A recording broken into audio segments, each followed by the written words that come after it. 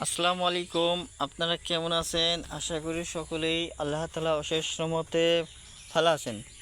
প্রিয় ভাই ও প্রিয় বন্ধুরা, আজকে আপনারা স্ক্রিনের মধ্যে যে পাতাগুলো দেখতে পাচ্ছেন, প্রিয় ভাই বন্ধুরা, এই পাতাগুলো দেখে কিন্তু অনেকেরই চেনার কথা। মূলত যাদের এই পাতাগুলো খাওয়ার অভ্যাস রয়েছে তারা এই পাতাটি চিনে ফেলবেন। তো প্রিয় ভাই ও বন্ধুরা, আর যারা চেনেন নাই, আসেন তাদের সাথে এই পাতার পরিচয় করে দেই, অর্থাৎ এই গাছটি। আমি আজকে এমন একটি গাছ দেখাচ্ছি, এই গাছটি প্রায় সকল লোকই এই পাতাগুলো খেয়ে থাকে। তো সেই পাতাটির নাম হচ্ছে পান পাতা। তো পান খায় সকল প্রায় ধরনের মানুষেরাই। তো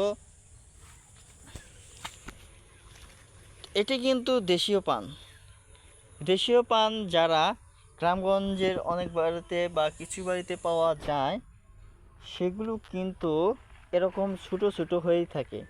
তার কারণ হচ্ছে দেশীয় পান ছোটো হয়। আর বন্ধুরা, দেশীয় পানের মধ্যে অনেক স্বাদ পাওয়া যায়, তো খেতেও ভালো লাগে।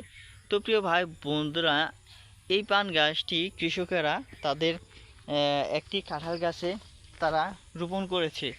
এই দেখতে পাচ্ছেন, এই যে কাঁঠাল গাছ, তো সেই গাছের মধ্যে দেখতে পাচ্ছেন উপর দিকে বেয়ে বেয়ে যাচ্ছে। তো প্রিয় ভাই বন্ধুরা, আপনারাও আপনাদের এই বাড়িতে এরকম যে কোনো একটি গাছের মধ্যে পান গাছের চারাগুলো রোপণ করুন। তো ভিডিওটি ভালো লেগে থাকলে অবশ্যই আমাদের এই চ্যানেলটিকে সাবস্ক্রাইব করে নেবেন। ধন্যবাদ।